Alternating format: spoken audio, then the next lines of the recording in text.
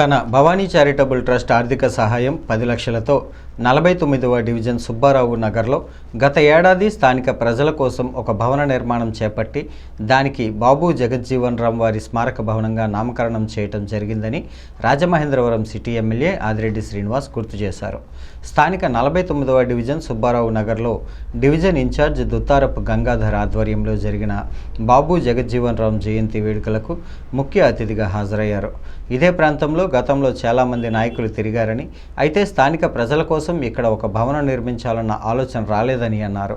ఆ విషయాన్ని తాము గుర్తించి భవనం నిర్మించి దానికి తమ పేరు కాకుండా అందరికీ ఆదర్శనీయులైన బాబు జగజ్జీవన్ రామ్ వారి పేరు పెట్టడం జరిగిందన్నారు. ఈ ప్రాంతంలో ఇంకా చేయాల్సిన పనులు చాలా ఉన్నాయని ఒక్కొక్కటిగా చేసుకుంటూ వెళ్తామన్నారు. అనంతరం అక్కడి నుంచి బయలుదేరి అనారోగ్యంతో బాధపడుతున్న పార్టీ సీనియర్ కార్యకర్త కోరుమిల్లి కాసులమ్మను పరామర్శించి ధైర్యం చెప్పారు. తన భవానీ చారిటబుల్ ట్రస్ట్ తరపున ఆర్థిక సహాయాన్ని అందించారు.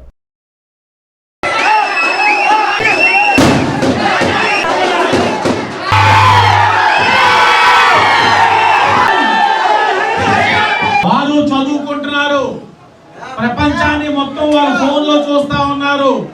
మీరు కులాల మధ్యన చిచ్చులు పెట్టి, ప్రాంతాల మధ్యన చిచ్చు పెట్టి మా మీద రాజకీయం చేయాలంటే అవ్వదు. ఎందుకంటే రాజకీయంగా క్వారీ ప్రాంతంలో ఉన్నంత చైతన్యం మరి ఎక్కడా లేదు.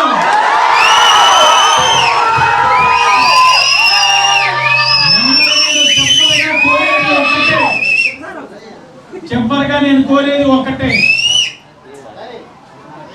రాజకీయ నాయకుడు అంటే పదవులు పొందినవాడు నాయకుడు అవ్వడు. పదవులు పొందినవాడు రాజకీయ నాయకుడు అవ్వడు.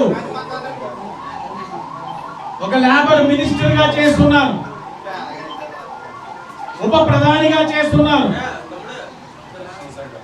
రక్షణ శాఖగా చేస్తున్నారు బాబు జగజ్జీవన్ రామ్ గారు. ఈ రోజు అన్ని శాఖలు చేసిన వాళ్ళు భారతదేశంలో అనేకమైన వ్యక్తులు ఉన్నారు.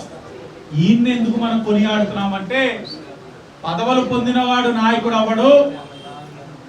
జాతిలోని ఏదైతే అసమానతలు తొలగించి వాళ్ళ జీవితంలోని మార్పులు తీసుకొచ్చిన వాడు నాయకుడు అవుతాడు.